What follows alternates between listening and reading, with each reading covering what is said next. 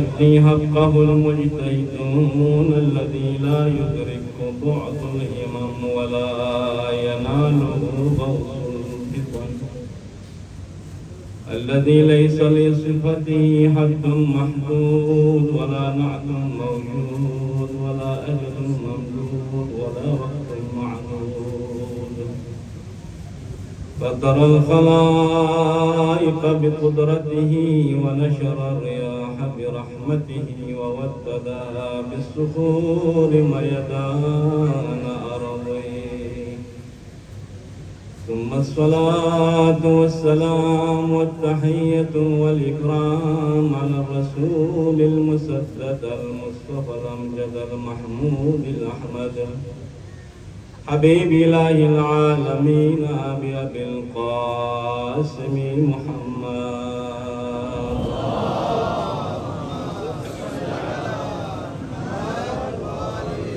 وعلى آله الطيبين الطاهرين المعصومين الذين أذهب الله عنهم الرجس وطهرهم تطهيرا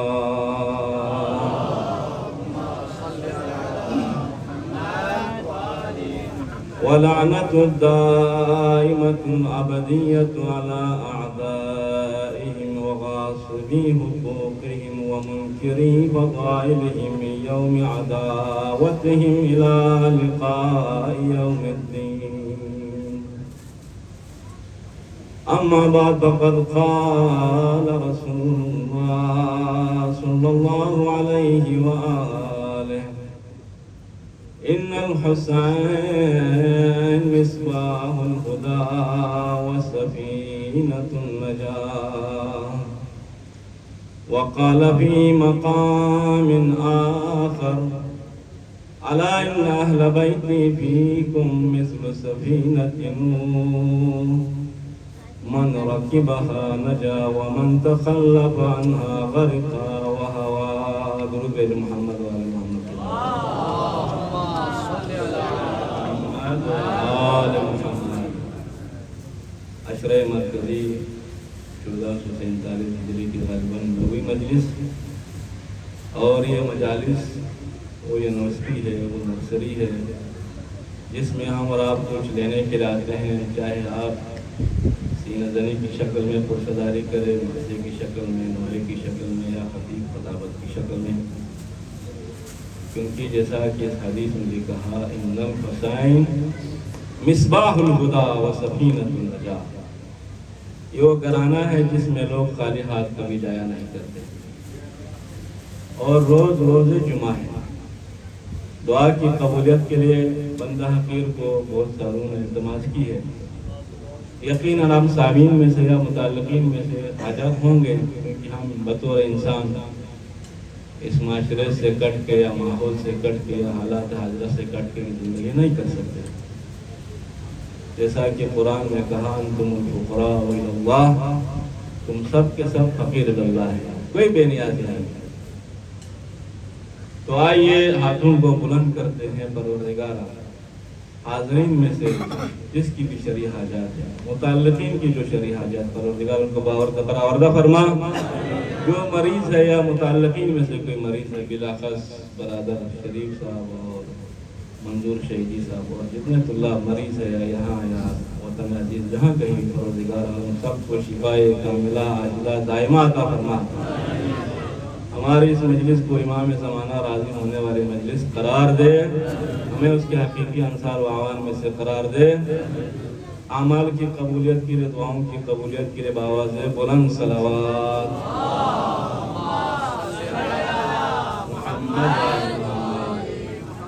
کیونکہ سامعین کی تعداد مختلف ہے بچے بھی ہے اہل علم حضرات بھی ہے مجھ سے ہر اعتبار سے اور دیگر برادران بھی تشریف رکھتے ہیں تو میری کوشش ہوگی جو عرائض گزارشات میں پیش کرنے جا رہا ہوں اس کو آپ توجہ سے سنیں شاید آپ کے کام آئے میں اولاً اپنی نفس اور ذات سے مخاطب ہوں آپ کے لیے صرف تکرارن ان ذکر تنفع المؤمنین کے عنوان سے ذکر کروں درود بھیج محمد و آل محمد کے ذات پہ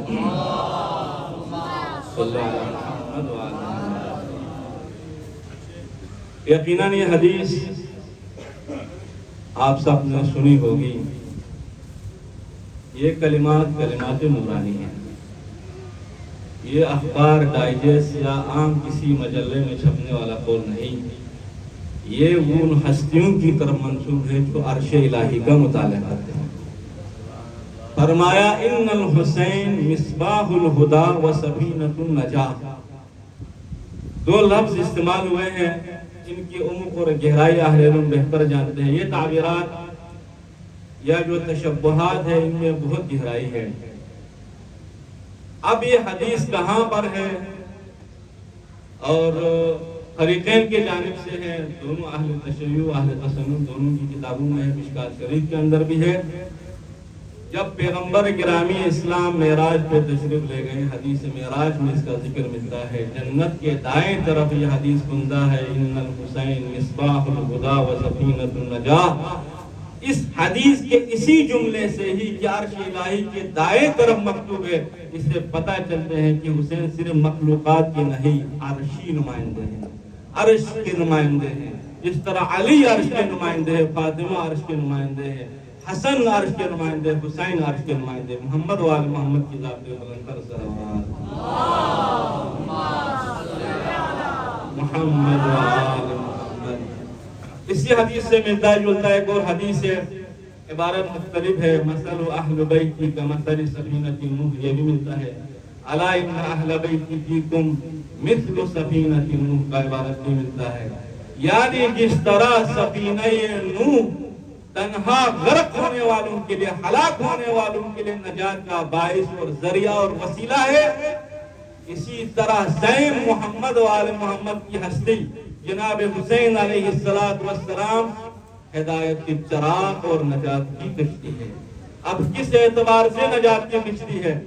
دیکھیں آج لوگ پرانے زمانوں میں، پرانے وقتوں میں جب کئی مسافر بری راستہ، زمینی راستہ اختیار کرتے اپنے ہدف کی طرف بڑھتے تھے تو روشنی کو بلند و بالا میناروں پہ روشن کیا جاتا تھا تاکہ چلنے والے کو راستے کا علم ہو۔ یعنی جب تاریخ ہو، اندھیرا ہو، بری راستہ سفر کرے یا بحری راستے سے سفر کرے تو دونوں جانب رہنمائی اور وسیلے کی ضرورت ہے۔ اگر بری اور زمینی راستے اختیار کر رہا ہو تو اس وقت ضروری ہے کہ روشنی ہو، اس روشنی کے نتیجے میں وہ راستے کی طرف، ہدف کی طرف بڑھے۔ اور اگر بحری راستے اختیار کرے تو سبن اور کشتیوں کی ضرورت ہے، بوٹس کی ضرورت ہے تاکہ وہ منزل کو طے کر سکے۔ دو جنبے ہیں، یہاں مسافر اگر غرق ہو اندھیرے میں، یہاں مسافر ظلمت کے اندر، گمراہی کے اندر، ضلالت کے اندر ہو تو اس صورت میں ایک روشنی ایسا ہے، ایک کشتی ایسی ہے جو منزل کی طرف بڑھنے والی ہے، اور امام جعفر صادق درود بھیج محمد و آل محمد کی ذات آل محمد۔ امام جعفر صادق علیہ السلام سے سوال کیا گیا ہے، یا ابن رسول اللہ او انتم کلکم سبل النجاہ، کیا آپ سب کے سب نجات کی کشتی نہیں ہے؟ قالوا بلا کلنا سبل النجاہ ولکن سفینۃ الحسین اوسع واسرع۔ صحیح ہے، ہم اہل بیت میں سے ہر ایک ہستی، ہر ایک شخصیت اللہ کے نمائندے ہیں، نجات کی کشتی ہے، مگر میرے جد حسین کی کشتی میں دو خصوصیات ہیں۔ اوسع سب سے زیادہ وسعت بھی رکھتا ہے، حتیٰ کہ اہل بیت علیہ السلام کے بارے میں تحقیق کرنے والوں نے کہا ہے من آدم سے لے کر روز قیامت تک آنے والے سب کو اپنی کشتی کے اندر یہ سمیٹ سکتا ہے۔ وہ اسرع، اسی طرح سے جب کسی منزل کا راہرو، چلنے والا رہبر یا اس کا راہی و سالک اور طریق چلتا ہے تو اس کی کوشش ہوتی ہے ہدف کی طرف جلد سے جلد پہنچ جائے۔ آج آپ سنتے ہیں کہ آواز سے کئی گنا رفتار تیز جیٹ بنائے جاتے ہیں، جہاز بنائے جاتے ہیں، میزائل بنائے جاتے ہیں، کیوں؟ تاکہ ہدف کی طرف تیزی سے جا کر جا لگے۔ یہاں ظلمت اور گمراہی اور تاریکی سے جتنا جلدی ہو سکے اگر نور کی طرف جانا چاہے، روشنی کی طرف جانا چاہے، لطف الہی کی طرف جانا چاہے۔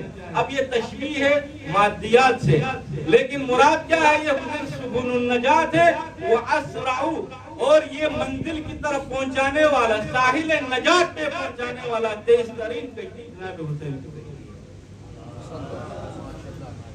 اور اس کی تائید دوسری حدیث سے بھی ہوتی ہے، الا ان اہل بیتی فیکم مثل سفینۃ نوح، سفینہ نوح کا واقعہ آپ سب کو معلوم ہے۔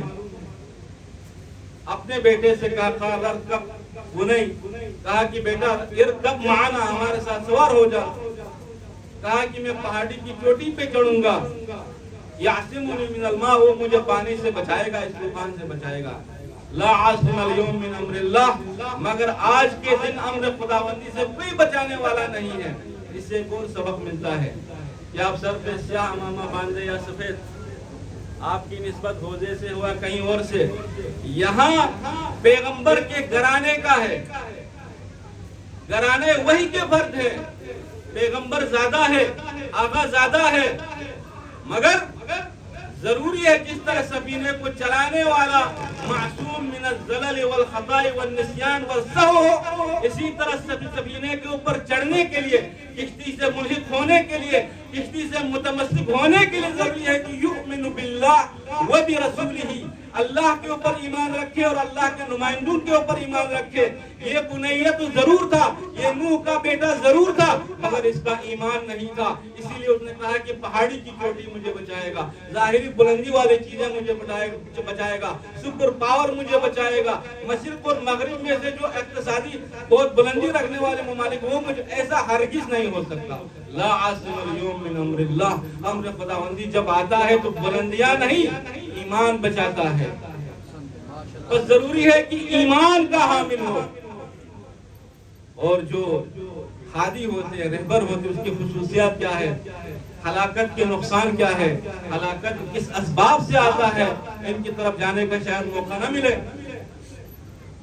ہلاکت، ہدایت ہلاکت کے مقابلے میں، مصباح الہدیٰ کہا، ہدایت کا چراغ، ظلمت اور گمراہی سے نکالنے کے لیے مصباح کی ضرورت ہوتی ہے، ہدایت کی ضرورت ہوتی ہے۔ نجات، گمراہی، غرق ہونے، ہلاک ہونے سے بچانے کے لیے نجات کی ضرورت ہوتی ہے۔ بس حسین میں دونوں خوبی ہے، گمراہی سے نکال کر ہدایت کی طرف لے کے آئے، غرق اور تباہ و برباد ہونے سے بچاتے ہوئے ساحل نجات کی طرف لے کر کے آئے۔ اور حسین میں بہت ساری خوبیاں ہیں، اور یہ مجالس حسینی یقیناً ہمارے لیے سبل نجات ہونے، چراغ ہدایت ہونے کے لیے مجسم ایک راستہ ہے۔ 1447 ہجری آیا ہے، آج بھی پورے آب و تاب کے ساتھ حسین کے نام لیوا چاروں طرف مجالس آزا برپا کرتے ہیں۔ انبیاء اور اوصیاء جن کے اوپر روتے ہیں، زمین و آسمان نے جن کے اوپر ماتم کیا ہے، گرچہ 61 ہجری میں کوئی رونے والا نہ ہوا۔ بس ہادی کے لیے کیا ضروری ہے؟ سب سے پہلے اس کا معصوم ہونا ضروری ہے، منصوص من اللہ ہونا ضروری ہے، اپنے وقت کا سب سے بڑا عالم ہونا ضروری ہے۔ اس میں 3 خوبیاں قرآن نے بیان فرمایا ہے۔ وَجَعَلْنَاهُمْ أَئِمَّةً يَهْدُونَ بِأَمْرِنَا لِمَا صَبَرُوا بِآيَاتِنَا وَكَانُوا بِآيَاتِنَا يُوقِنُونَ، اس وجہ سے ہے کہ ہم نے انہی میں سے ائمہ قرار دیا، رہبر قرار دیا، رہنما قرار دیا، یہدون بامرنا، جو ہمارے حکم سے ہدایت کا کام کرتے ہیں۔ اب یہ ہدایت کیوں؟ لما صبروا، ان کے صبر کی وجہ سے، ان کی آزمائش کے اندر عزم مسلسل، عزم پیہم کی وجہ سے، وَقَانُوا بِآيَاتِنَا يُوقِنُونَ، اور وہ ہماری آیات و نشانیوں کے اوپر یقین اور اتقان رکھنے والے تھے۔ اور دوسری صفت جہاد فی سبیل اللہ، وَمَنْ جَاهَدُوا فِينَا لَنَهْدِيَنَّهُمْ سُبُلَنَا، جو ہمارے راستے میں جہاد کرے، مبارزہ کرے، جنگ کرے، اپنی جان قربان کرنے کے لیے بڑھے تو لَنَهْدِيَنَّهُمْ سُبُلَنَا، انہی ہستیوں کو ہم اپنے راہ کے ہادی اور رہبر بناتے ہیں۔ اور تیسری چیز جس کے 2 جنبے ہیں، ایک قیام حجت، تنصیب حجت، ایک کشف حجت۔ یعنی حجت انسان کے ہاتھ میں جو ہیلہ اور بہانہ ہو اس کو ختم کرے، الہی نمائندہ جامع الابرار مانع الاغیار، وہ کامل صفت والی دلیل لے کے آئے جو یسقط الاخر، سامنے والے کو ساکت کرے، وَيَدُلُّ عَلَيْهِ، اس کے اوپر دلیل قائم کرے، اس کے اوپر کوئی جواب نہ بنے، وہ حجت یقیناً اللہ کی طرف سے ہوتا ہے۔ لیکن کشف حجت کے لیے ضروری نہیں ہے کہ اللہ کا نمائندہ ہی اس وقت حاضر ہو، کیونکہ اللہ کے نمائندوں نے راہ کی نشاندہی کی ہے.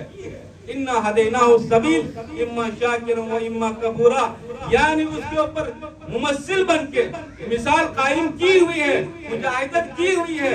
لوگوں کا یہ کہنا کہ ہم جہاد کے راستے کو اختیار نہیں کر سکتے، طاغوت کے سامنے ہم ڈٹ نہیں سکتے، ظالم کے سامنے اعلاء کلمہ کر نہیں سکتے، اس بہانے کو ختم کر دیا ہے. لہذا کشف حجت آپ اہل علم کی ذمہ داری ہے، کشف حجت حسینیوں کی ذمہ داری ہے. آپ کا جتنا دائرہ اثر ہوگا اس میں آپ حقیقت بیان کریں، اس میں آپ حسینی پیغام کو پہنچائے. یہی پیغام حسینی آج کے مجلس سامنے لے کر کے جانا ہے. درود بھیجو محمد وال محمد.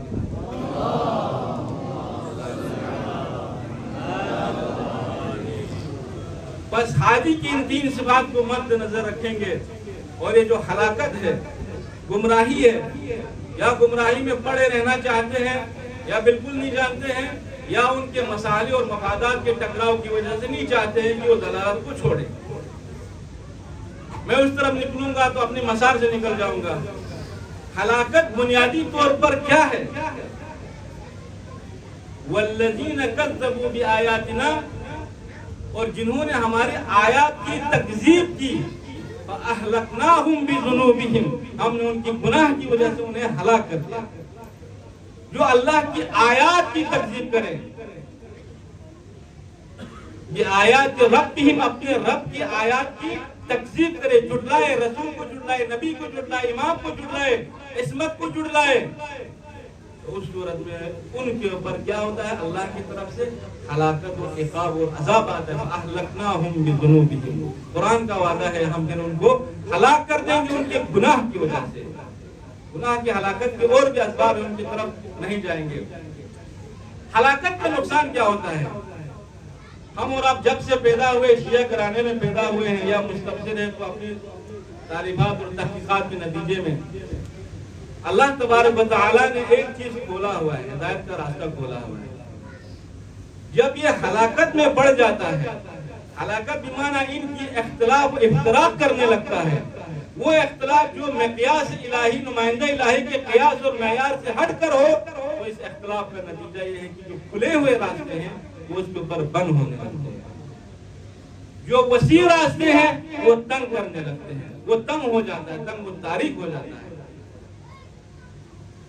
اور اللہ کی طرف سے جو کھلے ہوئے راستے بند ہونا یا تنگ ہونا، اس کے علاوہ پھر اس کو کچھ سجائی نہیں دیتا ہے، راہ ہدایت کونسا ہے. طبع اللہ علی قلوبہم، پھر ان کے دلوں کے اوپر جب مہریں لگ جاتی ہے، پھر ائمہ جو کچھ اقوال سنائے ان کے اوپر اثر نہیں ہوتا. غالباً اسی طرف اشارہ کرتے ہو، تفترق امتی الی 72 فرقۃ واحدہ ہی الناجیہ. میرے بعد میری امت کے اندر اتنا اختلاف ہوگا، اختلاف ہوگا، اتنا دائیں بائیں، مشرق و مغرب، شمال و جنوب، ہر طرف یہ بکھر جائیں گے، یہ امت 72 فرقوں میں بٹ جائے گی. فرقۃ واحدہ ہی الناجیہ، ان میں سے ایک ہی فرقہ ایسا ہے جو نجات پانے والی ہے. مگر وہ نجات پانے والی کون ہے؟ ہم اس کے ساتھ ہیں کہ خدا جس کے ساتھ ہے، پر یہ نہیں معلوم کہ خدا کس کے ساتھ ہے. پھر جب ظلمت، اندھیرا، اختلاف، اختلاف اس کے سامنے آ جاتا ہے تو پھر اسے پتہ نہیں چلتا ہے کہ خدا کس کے ساتھ ہے. غالباً صفین میں مولا امیر المومنین علیہ السلام سے بھی کسی نے سوال کیا، یا امیر المومنین، وہاں پر بھی قارئ قرآن ہے، وہاں پر بھی پیشانیوں کے اوپر سجدوں کا نشان ہے، شب زندہ دار ہے، قرآن کی تلاوت کرنے والے، ادھر بھی مسلمان ادھر بھی مسلمان، حق کن کے ساتھ ہے؟ معیار حق کیا ہے؟ اعرف الحق تعرف اہلہ. پہلے تم حق کے موازین اور معیار کو پہچانو اور ظاہری نشانیوں پہ نہ جاؤ. تعرف اہلہ، پھر اہل حق تم پہچانو گے. درود بھیجو محمد والے محمد. صلی علی محمد و آل محمد. برادران بزرگان پیچھے سے درخواست کر رہے ہیں کہ آپ لوگ تشریف لیں، آگے جگہ خالی ہے. نعرہ تکبیر. جواب کے ساتھ آپ لوگ کھڑے ہو کے آگے بھی تشریف لیں. نعرہ تکبیر، نعرہ رسالت، نعرہ رسالت، نعرہ حیدری، حیدری، باواز بلند صلوات.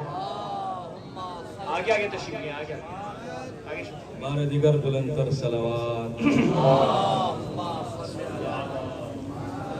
وآل محمد وعجل فرجہم.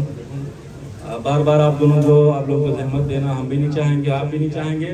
ایک مرتبہ یا قائم آل محمد کہتے ہوئے تھوڑا تھوڑا آگے تشریف لائے گا تاکہ پیچھے جو کھڑے ہیں ان کو جگہ بن سکے. پر محمد و آل محمد صلوات.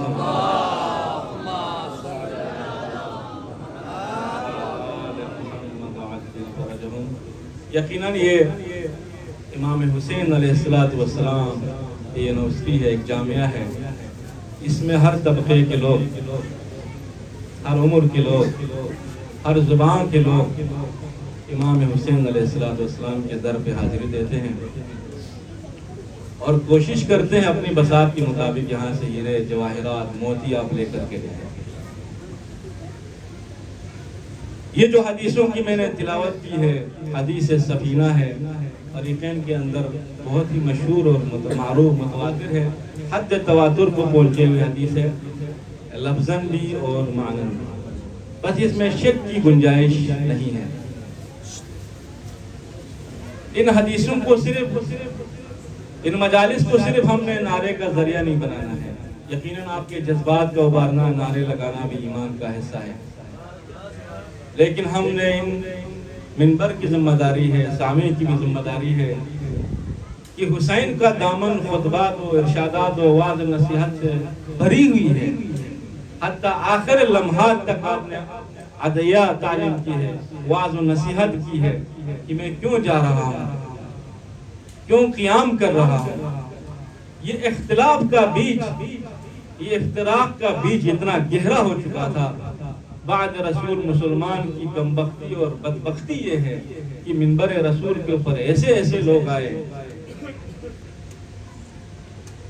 جو ابن بنت رسول اللہ کے قتل کو شیوا بنا اپنے عقیدے کا حصہ بنایا ہے، دین اسلام کو مٹانے پہ تلے ہوئے ہیں. آج سے 5-6 سال پہلے آپ کی خدمت میں اگر کوئی سامع رکھتے ہیں یہاں پہ تشریف، تو رسول گرامی اسلام کی وہ مشہور حدیث ہے، من رعا سلطانا جائرا، ظالم کسی سلطان بادشاہ منبر کے اوپر دیکھیں مستحلا لحرم اللہ، اللہ کے حرام کردہ چیزوں کو حلال کرتا ہے. اس میں 4-5 چیزیں بیان کی ہے. اللہ کے حلال چیزوں کو حرام کرتا ہے، بندوں کے اوپر اسم و گناہ سے معاملہ کرتا ہے. یہ سب اپنے آنکھوں سے دیکھتے ہوئے شخص فلم یغیر لا بقول ولا بفعل، نہ وہ قول سے نہ فعل سے اس کے خلاف احتجاج ریکارڈ نہیں کرتا. کان حقیق علی اللہ ان یدخلہ مدخلہ، پھر اللہ کے اوپر واجب ہو جاتا ہے. جب حقیق علی اللہ، اللہ کے اوپر یہ لازمی بن جاتا ہے کہ اس انسان کو جو تماشبین ہو، جو غیر جانبدار ہو، جو آپ سے آج کل اسلام میں نیوٹرل ہو، یعنی حق دیکھ رہا ہے، حق کی پامالی دکھ رہا ہے، باطل کو پروان چڑھایا جا رہا ہے، اس کے باوجود بھی خاموش ہے، اس نیوٹرل کا انجام اچھا نہیں ہوتا. حدیث میں بہت مذمت ہے. کان حقیق علی اللہ ان یدخلہ مدخلہ، پھر اللہ بھی اس کو سلطان جائر کے ساتھ جو معاملہ ہوگا اسی ٹھکانے میں اس کو بھی داخل کرے. آج آپ اور میرے بلوچستان، جس کو ارض بلوچستان، ارض اہل البیت، ایران صغیر، پتہ نہیں کیا کہ ہم اصطلاحات، کیا وہ ہے ہمارے اجداد نے جس کی آپ یاری کی ہے، جن اقدار کے اوپر، جن تعلیمات کے اوپر بہت تیزی سے بدلا جا رہا ہے. ایک زمانہ تھا دشمن جغرافیائی سرحدوں کو عبور کر کے آتے تھے، تیر و تبر و تلوار و نیزہ لے کر، تفنگ لے کر محاذ پہ جاتے تھے. آج وہ دور نہیں رہا.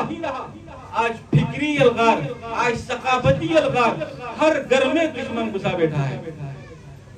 چاہے ہم من صنف عالم ہو یا غیر عالم ہو، جیسا کہ کل قبلہ بازم نے بھی اس طرح متوجہ کیا، ہم سب کی برابر ذمہ داری ہے. یہ تفریق کہیں نہیں، لیکن ذمہ داری کے قیاس اور ذمہ داری کے جو ہے نا وزن میں فرق ہے، کمی بیشی میں فرق ہے.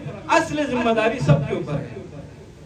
اس اقدار کے اوپر، اسلامی اقدار اور اسلوب و طریقہ و معیار جو بتا کر گئے، اس پر قائم رکھنا اور رہنا ہم سب کی ذمہ داری اور فرض بنتا ہے. آج کوئی یزید ادھر شام سے آ کے، کوئی جولانی آ کے ہم پہ حملہ کرنا ضروری نہیں. ہر موبائل کے اندر جولانی گھسا ہوا ہے. ہر گوگل کے اندر، یوٹیوب کے اندر ٹرمپ گھسا ہوا ہے، اور یہ آپ کے فکری الغار انداز سے ہونے لگتا ہے کہ یہ شکوک و شبہات قائم کرنے لگتے ہیں نہضت حسینی کے اوپر، قیام حسینی کے اوپر، مراجع کے اوپر، اقتصادی جو سسٹم خمس کے اوپر. یہ سب ایک سب نہیں ہوتا، ایک دم نہیں ہوتا. حادثہ ایک دم نہیں ہوتا، وقت لیتا ہے پرورش کرنے. ہم اور آپ کے اوپر کام کیا گیا ہے.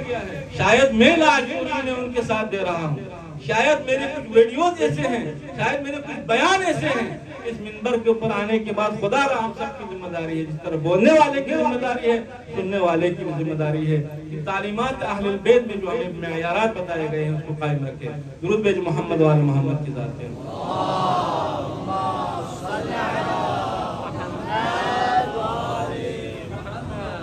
جیسا کہ امام جعفر صادق علیہ السلام نے بیان فرمایا، یا ابن رسول اللہ، ہم آپ کے محضر میں جب حاضری دیتے ہیں، حدیث سنتے ہیں، وعظ و ارشاد و نصائح ہم سنتے ہیں، تو لگتا ہے کہ یہ دل پہ اثر کر گیا ہے، اندر کچھ ارتعاش اور بے چینی سے پیدا کرنے لگتے ہیں. مگر یہی حدیث، یہی واقعہ، یہی حقائق جب ہم لوگوں میں بیان کرتے ہیں تو وہ اثر ہوتا ہے. تو امام نے فرمایا اذا خرج من القلب دخل بالقلب، جب دل سے نکلتا ہے تو دل میں ہی جا کے اثر کرے گا.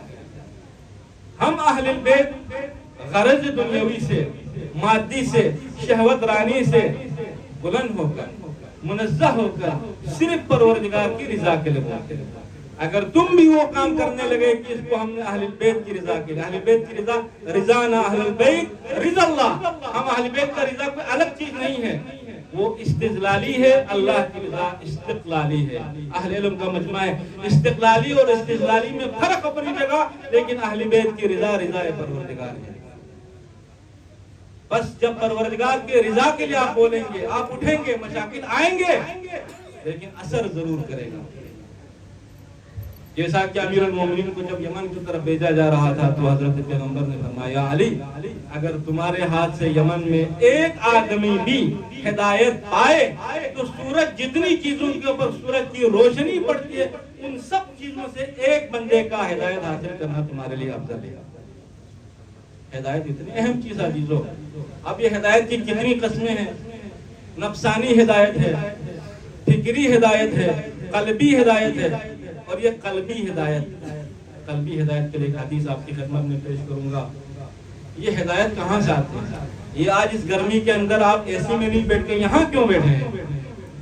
باوجود گرمی کے کالا لباس زیب تن کر کے آپ کیوں تشریف لائے ہیں؟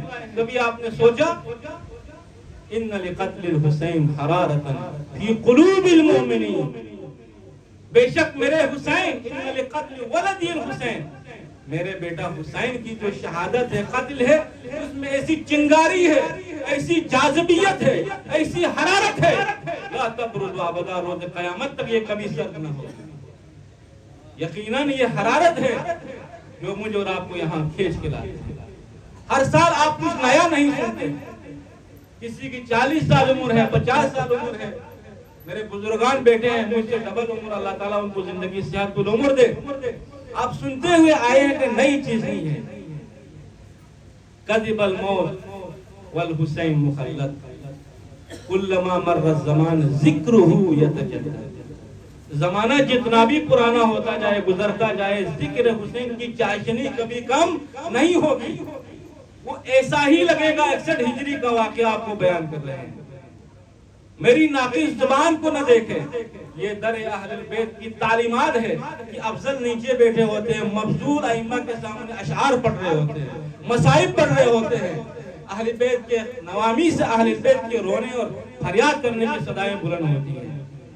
اس اصل مظلومیت کو ذہن میں رکھنا ہے. آج اگر آپ اور میں روتے ہیں تو یہ بزدلی کی علامت نہیں. ہمارے ہاں یہ مشہور قول ہے کہ مرد بزدل نہیں ہونا چاہیے، مرد کو آنسو نہیں بہانا چاہیے. کیوں بھئی؟ مرد میں عاطفت نہیں ہے. مرد کو اللہ تبارک و تعالی عاطفت سے نہیں نوازا ہے. یہ جو آنسو ہے اس کو قیمت ہی جانے، مگر یہ آنسو صرف افسوس کے آنسو نہیں، بلکہ 61 ہجری کے اس حسین نمائندہ الہی کو جو صبح ہدایت ہے، جو نجات کی کشتی ہے اس کو جو تنہا کیا گیا ہے، اس کے اوپر ظلم و ستم جو ڈھائے گئے ہیں، کاش ہم ہوتے۔ اس لیے ہے کہ اہل بیت کے تعلیمات میں ملتا ہے ایک انسان اپنے چھت کے اوپر جائے، دل سے یہ بولے یا لیتنا کننا معکم فنفوز فوزا عظیما، تو کل متشہد بدمہ، اپنے خون میں لت پت ہو کے شہادت انہوں نے پیش کی، اتنا ہی ثواب اس کو دیا جائے گا۔ یہ اس افسوس کا بھی افسوس مننے اور آنسو بہانے اور گریہ کرنے کا ثواب ہے۔ اس طرف نہیں جاؤں گا، درود بھیجو محمد وآل محمد کی ذات پہ۔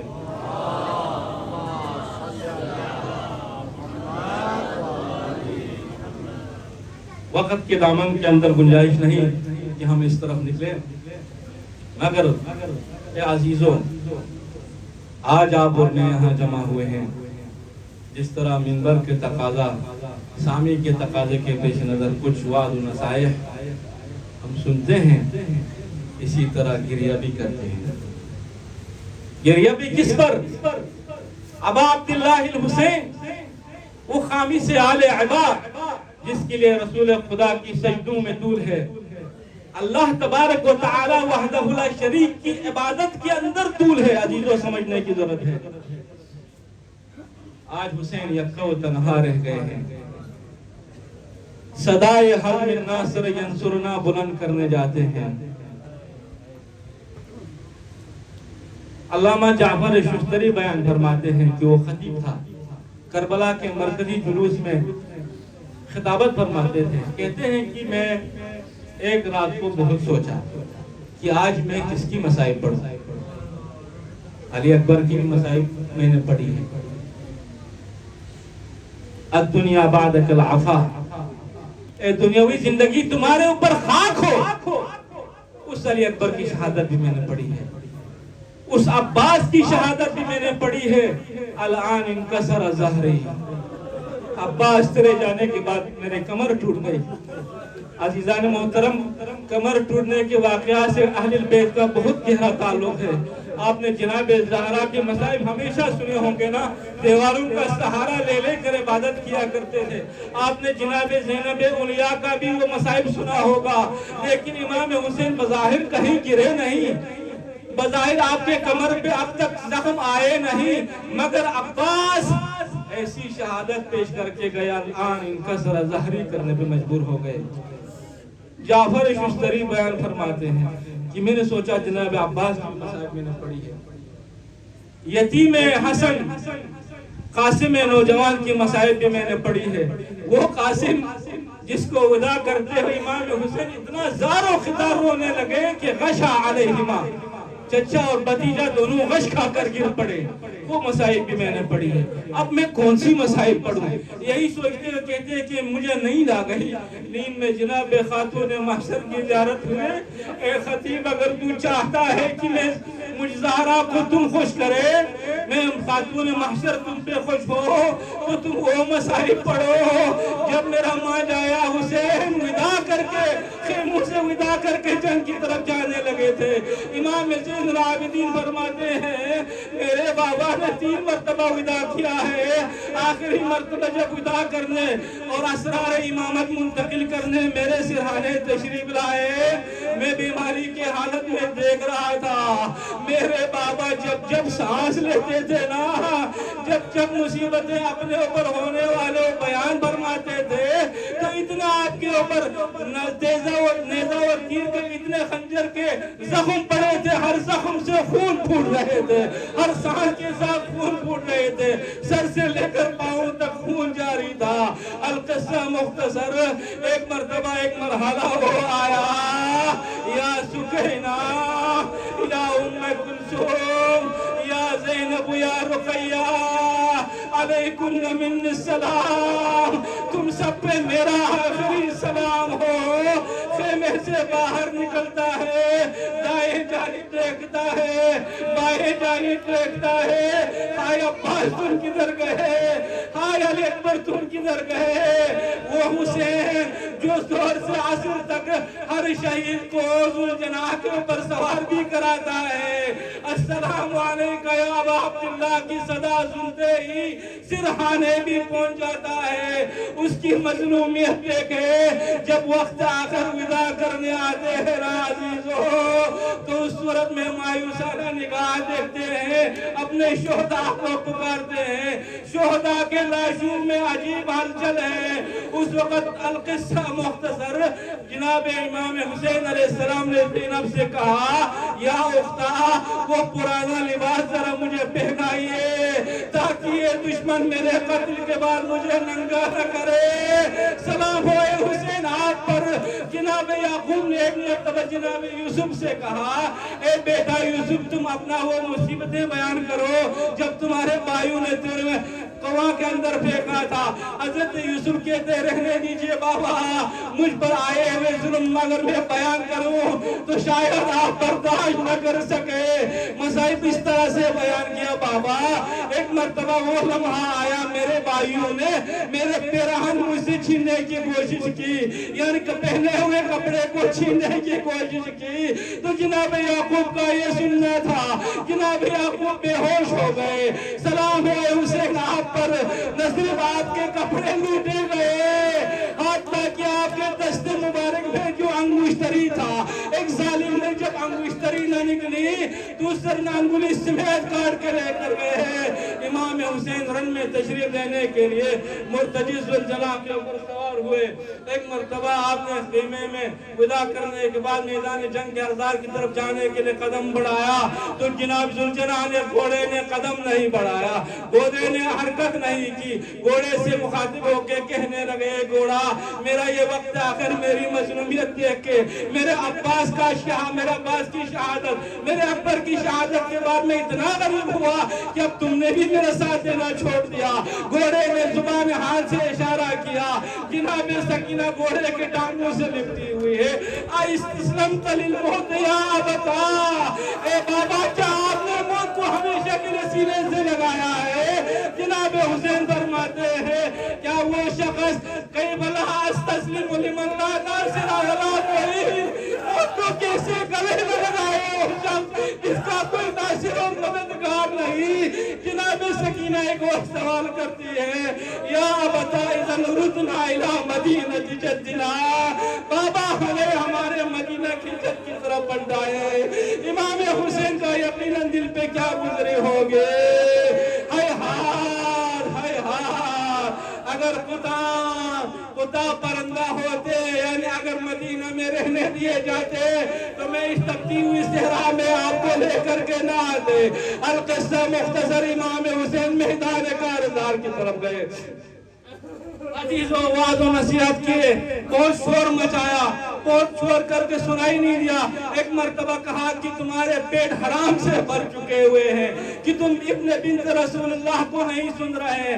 میں تم سے 2-3 سوال کروں گا۔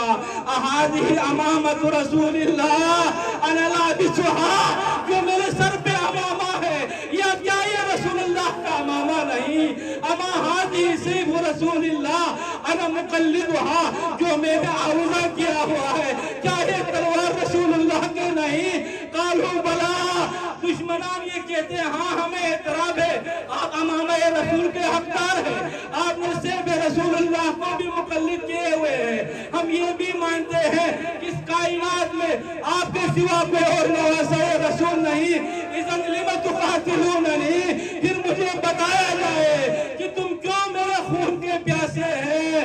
وہ ملعون کہتے ہیں بغضا لعبیک، لعلی ابن ابی طالب کے بغض میں۔ یزید کا بھی یہی نظریہ تھا، لست من قندب ان لم انتقم من بنی احمد ما کان فعل، میں بنی احمد میں قندب کی اولاد میں سے نہیں، بدر حنین کے مشرکین کا وارث نہیں، اگر میں بنی احمد سے اس کا بدلہ نہ لوں شاید یہی وہ اہم ترین شقاوت کی نشانی تھی۔ ان کے اوپر کوئی اثر نہ ہوا۔ جناب فرزند رسول تلوار نیام سے نکلتے ہیں، نکال کے ایک مرتبہ جہاد کرتے ہیں، بہت جنگ کی عزیزو آپ نے سنا ہوگا، اس کی جنگ دیکھو جس کا کریئر جوان علی اکبر شہید ہوا ہے، اس کی جنگ دیکھو جس کا عباس شہید ہوا ہے، اس کی جنگ دیکھو جو 3 دن کا بھوکا پیاسا ہے۔ ایسا میمنہ اور میسرہ کی طرف حملہ کرتے ہیں. انسان تھا نا, 3 دن کا بھوکا پیاسا بھی تھا نا, چاروں طرف دشمن اور اعداء نے گھیر کے رکھا ہے. کہاں تک جنگ کرتے, آخر تھک گئے. تھکنے کے بعد وقف الحسین لیستریح ساعتا, استراحت کے لیے ایک مرتبہ رک گئے. ایک دشمن نے ایسا پتھر سے جبہہ مبارک کا نشانہ لیا, پتھر لگنے کے بعد خون پھوٹ پڑے. بسم اللہ وعلی ملت رسول اللہ, اور دامن عبا سے خون کو صاف کرنا چاہا. فَأَتَاهُ سَهْمٌ مَسْمُومٌ مُحَدَّدٌ لَهُ 3 شُعَبٍ. آپ اہل علم ہے, ایک نہیں سے شعبہ تیر کے ذریعے سے ایسے جسارت کی. وَقَالَ قَلْبِهِ, قلب مبارک میں آیا, فَانْقَلَبَ عَلَى قُرْدَا, فَانْقَلَبَ عَلَى قُرْدَا, دین کے اوپر سنبھل نہ سکے, میدان کربلا کی طرف آئے. امام زمانہ فرماتا ہے, السلام علی من حملہ سیام الروح, میرا سلام ہو اس جگ کے اوپر جسے لینے والا کوئی نہیں. شاید اس کی دکھیاری محتارہ آئی ہوگی مگر زمین کربلا کے اوپر نہیں, تیر و تلوار میں معلق ہو کر رہ گئے. عزیزوں, مجھ میں ہمت نہیں, مگر امام جعفر صادق فرماتے ہیں, ہمارے ماننے والوں کو ہم پر جو مصیبتیں پڑی ہے وہ بیان کرو. میں ایک جسارت کو شمر نہ کی ہے, آپ اہل علم ہے, میں ترجمہ بھی نہیں کروں گا. امام حسین سر تپا خون میں رنگین ہے, تشہد کی حالت میں ہے, ذکر الہی میں مصروف ہے. ایک مرتبہ یہ بیان آتے ہیں, فَرَفَتَهُ بِرِجْلِهِ, اپنے نجس پاؤں کے ذریعے سے ایسی جسارت کی, سجدے میں گر پڑے. السلام علی خط الطریق, میرا سلام ہو اس رخسار کے اوپر جو خون میں لت پت ہو گئے. ایک مرتبہ زمین کربلا میں زلزلہ آیا, میں نہیں بیان کر سکتا ہوں امام کے ساتھ کیا کیا جسارتیں ہوئے. اس صورت میں جناب زینب اولیاء امام زین العابدین کے پاس آتے ہیں, فرماتے ہیں, بیٹا کیا وجہ ہے, کیا قیامت کی گھڑی قریب ہے, زمین کربلا میں زلزلہ آ رہا ہے, تیز طوفان چل رہا ہے, کالی آندھی ہے, اندھیرا چھا چکا ہے, مگر میں 2 روشنی دیکھتا ہوں. آسمان سے ایک روشنی نیچے کی طرف ہے, زمین کربلا سے ایک روشنی اوپر کو بلند ہو رہا ہے. امام زین العابدین نے پھوپھی زینب کو تسلیت دیتے ہوئے کہا, پھوپھی زینب, آج کے بعد میں یتیم ہوا, جو اوپر سے روشنی ہے جبریل امین کی صدا ہے. الان قد قتل الحسین بکربلا وذبح الحسین بکربلا.